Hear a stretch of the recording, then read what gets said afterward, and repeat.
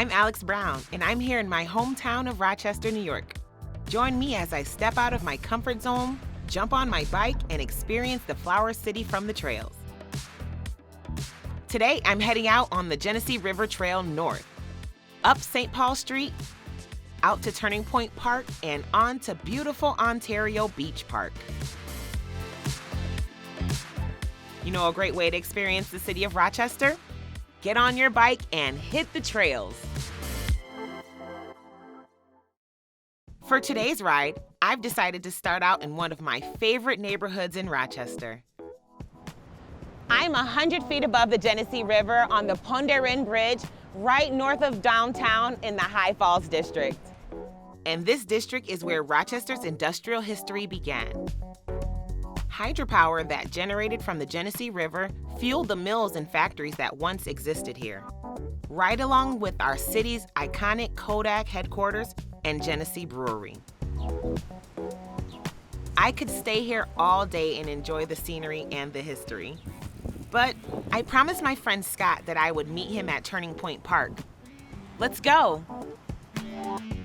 I was a little nervous about this route because it's part trail and part road. Thankfully, my friend Jesse Pierce from Reconnect Rochester gave me some pointers ahead of time. So we're going to go over the League of American Bicyclists' 5 need-to-knows, which is the most important stuff that you should know before riding on the streets. Number 1 is follow the law. Cyclists have the same rights and responsibilities as drivers of motor vehicles, so most importantly, ride on the right side of the road. Never ride on the left side of the road against traffic. You want to ride where you are most visible, which is over there on the right. We recommend that all cyclists have 3 feet of clear space on either side.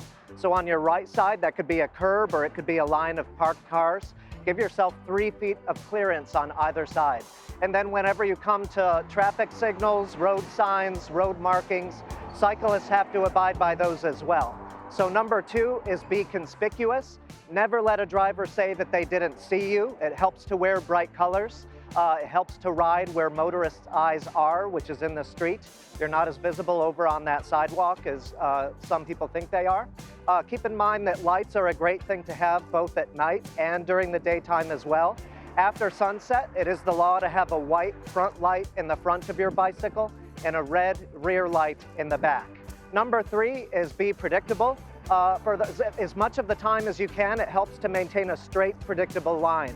I see a lot of cyclists weave in and out of parked cars, which is a very bad practice.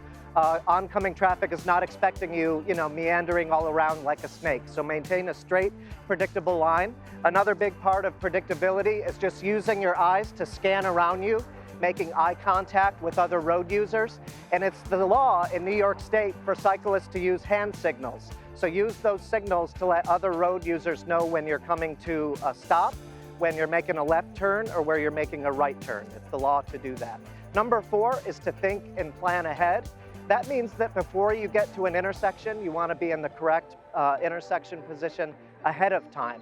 And when you're going through intersections, especially watch for turning vehicles and try to anticipate other road users' moves. And then the last thing is ride ready. And that means have a helmet on. If you haven't inflated your tires within the last week, I would very much recommend doing so that you don't get a flat tire. In the event of a flat tire, be ready and have the tools with you to fix a flat tire. And that's the League of American Bicyclists' 5 need-to-knows. Being prepared and using practical safety tips really made me feel at ease on this part of the ride. Now, onto the trail.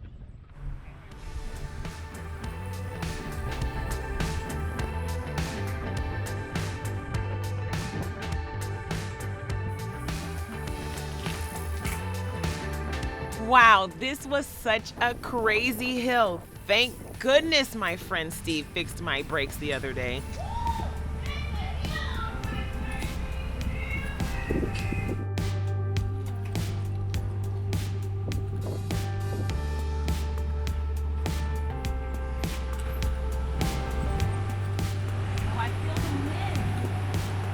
Look at this incredible view.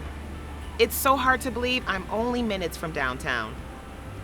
I'm riding across the RG&E Dam, and we literally once had water-powered trolleys because of the hydropower from here.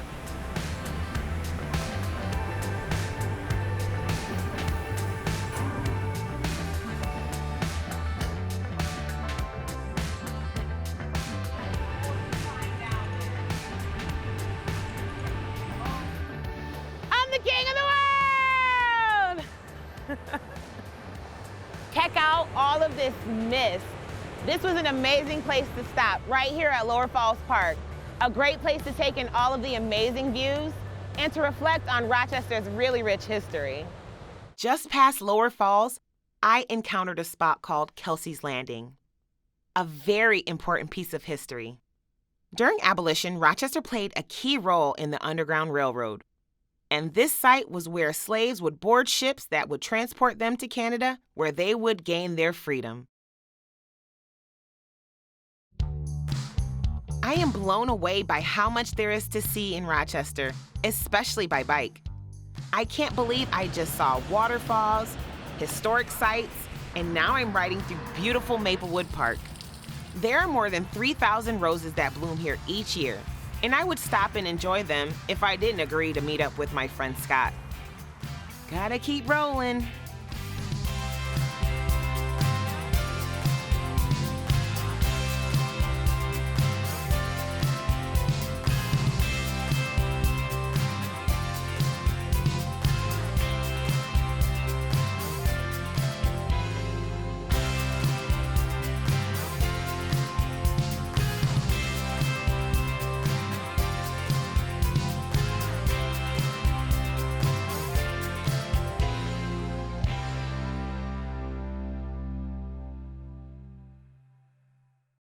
Now that we're turning back onto the trail, this is so amazing. It's like opening up into a fairy tale land. The breeze, the shade, the trees. This is my favorite part so far.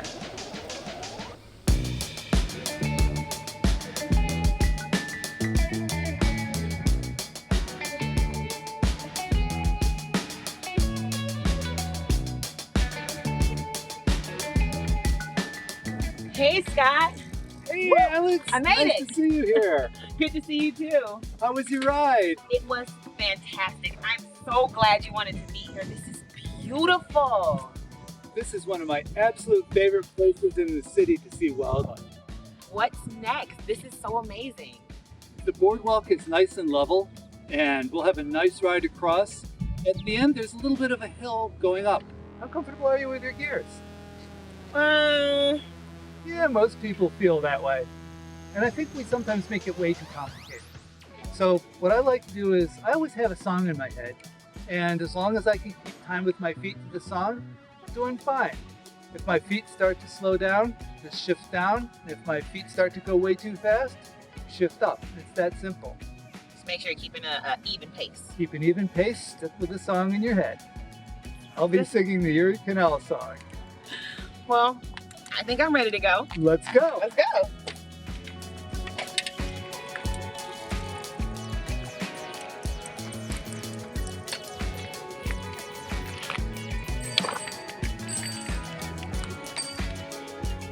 Wow, I can't believe this has been here all along and I didn't know.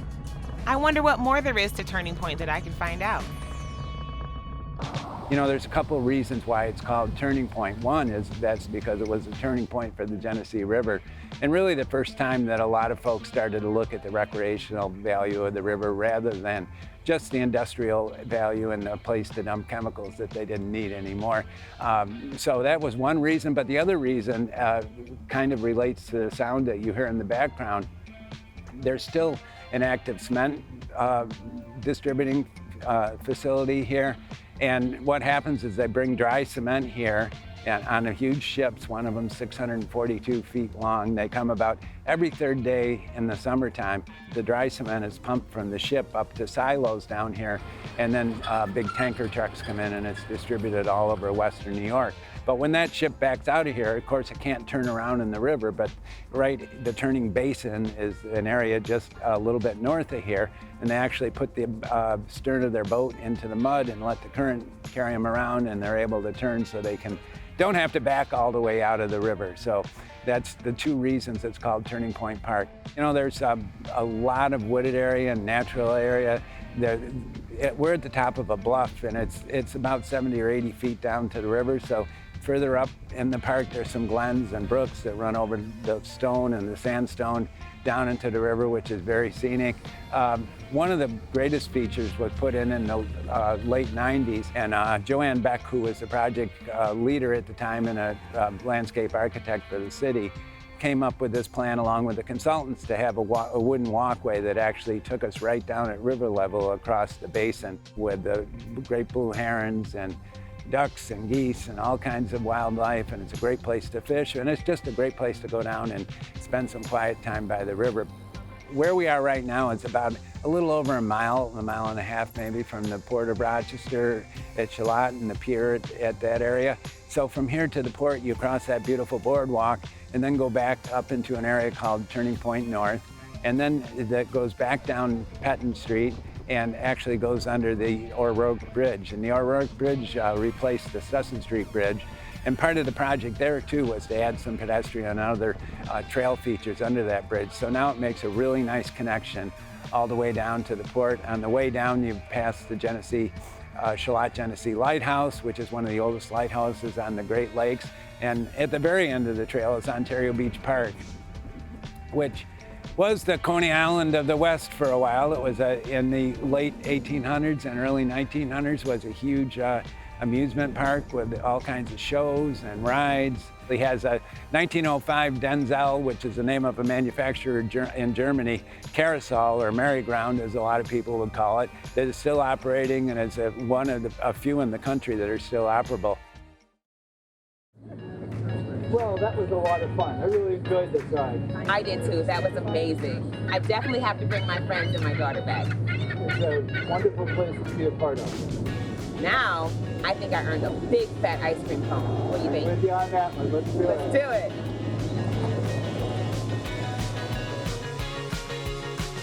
Join me next time for a ride through the city's bicycle boulevards, which are connecting our streets and making Rochester even more bicycle friendly.